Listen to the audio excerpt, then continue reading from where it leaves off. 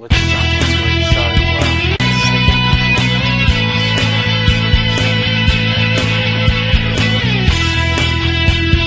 Following. Now the difficulty is a lot of the time with pattern recognition that it's very subjective, so that can be a very, very difficult system or strategy to code up. So if you're thinking that bang, that's great, works beautifully on TradeStation, I'll just pull out one of the pattern setups there, that doesn't work as well. But there's some interesting information. I don't know if many of you have read Trade Your Way to Freedom by Van Tharp. He talks about the different elements of systems and the different things that we need to work on in improving our system performance, and again reinforces what we know from pattern recognition trading, that it is very, it's very subjective, and when you get that subjectiveness in your trading, that basically brings with us bias, and it also makes it very difficult to test and duplicate. So it's sometimes difficult to build that into a strategy, but we're working on that as part of what we're doing. So, and there are ways about it. But let's have a look at an example of single market versus group market. So we're going to have a look at the bonds here for a second, and we're going to go back to money management. This is really at the this would be kind of this is the primary reason why we're looking to use this diversification process. Now, what we see here is this system number one. We've got the bonds, net profit of 41,718, trades was 127, winners 82, losers 45, a 65% win rate, not fantastic but okay. Profit factor of 1.77, average winner was 1167, average loser 1200. So that's on the cusp of, if you have a couple of bad months, that could get a little bit rough. The ratio average trade 0.797, your average trade 328. So max drawdown, have a look, just keep your eye on max drawdown there for 5968. So we need to focus on this number here. This is the number we need to focus on. So if we go to system number 2, we say that Swiss franc, we're trading $58,000 worth of profit, trades 210, winners 141, losers 69, 67% win rate, so slightly higher, profit factor 2.04. Your average winner was $813, average loser was $814, so almost 1 to 1 there. Ratio of average trade is 1, as we said.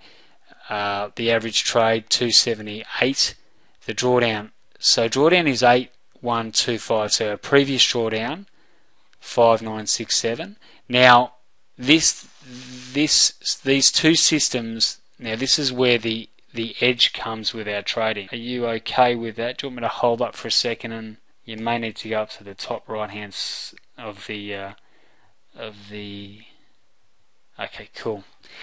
Alright, so really just keep an eye on the drawdown, because the goal for the strategy, or the multi-system strategy, is to combine the two systems together to ultimately reduce our, so we'll go back there for a second, sorry about that, 8,125 was our max drawdown, so we had a bigger max drawdown on the Swiss franc. But if we go to the combined system, so the keys to success with money management, which is what we're talking about here, is to compare statistics in separate accounts and then the same account. So we add the net profits together, both scenarios. We add the number of trades together, winners and losers, both scenarios. The same account, you average the average statistics, and then you do not add or average max drawdown. So if we go to the result here, you'll see that combining the two strategies, so the bonds and the Swiss franc, our total profit is $100,000. We added the winners, so we added the two lots of the trades together. We added the winners and the losers. Our percentage win rate was 66%. The average winner was 943, average loser was 966. So again, that crept up. So our ratio dropped. Our average trade size 297, but our max drawdown Now our previous max drawdown on one of them was over $8,000. That's actually dropped down to $7,000. So what it's done is our net profit to max drawdown is actually improved on combining this system. So what that tells us is that trading these two strategies, they're typically, with any system you trade, as long as you have an uncorrelated market, you're more likely going to find that the max drawdown for your account occurs at different times. So it helps to smooth out your equity curve, and that's really what we're looking to do. We're looking to get that smoothing effect when we trade, because ultimately, like we said at the start, where one of your systems starts to really struggle, the other one steps in and helps it along and just starts to smooth out the way you trade. And you can even have a system that breaks even and that will still improve your max drawdown. So the ultimate goal for us is to have multiple systems trading across multiple markets, and to have this scenario where we're not relying on just the one strategy to improve our performance. We're going to use the multiple system, multiple market strategy to improve our max drawdown, and that way, as we advance forward, our drawdown's obviously less. That means that we can then move into optimizing our system, and optimizing our system isn't about getting the best filters or the best indicators or trying to time the market right or predict using a predictive piece of software. It's about optimizing our money management, so using things like position sizing, pyramiding, and using what we call a fixed ratio approach to money management. So we're going to talk about that next, and we're going to talk about how we can optimize our systems to give us an exceptional rate of return as opposed to a reasonable rate of return. So what we need to remember from this is that be aware that the average drawdown will increase. So our maximum drawdown will decrease. We know that 65 to 80% of the time your system will be in drawdown. So psychologically we need to be prepared for that, as we do as traders. We know that it's like, 2 steps forward, 1 step back, 1 step forward, 2 steps back. So it gets like that. But what we need to remember is that when we start taking those 2-3 steps forward, we get on a winning run, which I'll show you in a minute with this data. That's when we want to capitalize on those great runs, those great trades, and there's ways in which we can do that, applying good money management. So really the key to our system is, and we haven't talked about it here, is really, and this is what we'll talk about with our money management, it's all about selecting the right percentage increase, or we call it our delta.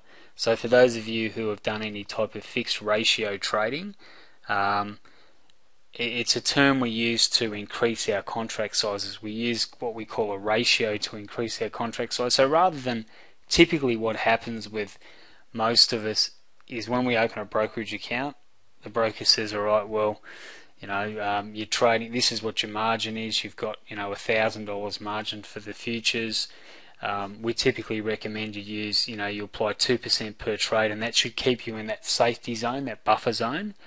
But what that typically does is that if you apply 2% per trade, then for you to, usually what happens, or 1 or 2% per trade, you're going to have to pretty much double your account size to trade a second contract. Now, so what happens there is that when you're trading, you might be going through a really good equity run, you're getting increase in contract size, you're getting increase in capital, but during that run up, or that increase, you might have gone from, say, $1,000 worth of profit to, say, $3,000 worth of profit. But if you're still working on the principle of 1% per trade or 2% per trade, then you still may not have enough money in your account to actually add another contract. So based on the 2% rule. So is there a way we can basically use a different strategy to increase our contract size? And that's where we talk about using what we call a delta or a fixed ratio method of money management, but we'll get into that in a second. But that's really that was really an example of the combining strategies or systems using the combined approach. You can see there that the goal or the key concept there is to reduce the amount of drawdown you get.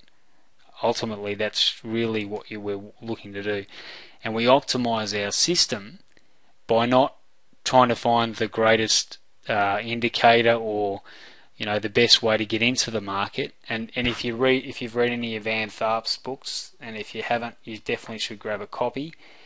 He talks about the entry to the market as being about a 10% part of your system. So if you're grading your system on performance, he allocates around about 10% to getting the entry right. So if we look at the system as a whole, we would say that the entry is probably one of the least things that we worry about. But a lot of us spend a lot of time trying to get the ultimate entry to get into the market, whereas the reality is what we need to spend more time on is making sure that we get into a trade that has a statistical edge in the market, but we utilize position sizing and money management to take advantage of when we get into the market. And that's really the key for us. We want to make sure that if we're trading, we've got a exceptional reward to risk, that we use very good position sizing and money management to add to our contracts, and I'll show you some examples of that shortly. So let's move on to our data. So the key really to success with money management and to using these systems is to increase the ratio of net profits to max drawdown. So really we want to lower our drawdown and increase our net profit that we accumulate along the way. So I'm just going to show you some stats here for some trading that we did on the Russell and DAX. I want you to focus on. Firstly, I want you to focus on. We'll just go back up to the top. Basically, what we've got is we've got a rundown of our DAX trades. This was from August to October. So this is us trading the DAX in 2008. 372 trades, 673 trades, 372 winners, 301 losers, 55%, so the win rate was fairly ordinary. 1.73% profit factor. Our average losing trade was €333, so not dollars. We made a total of 1,596 points for the entire period.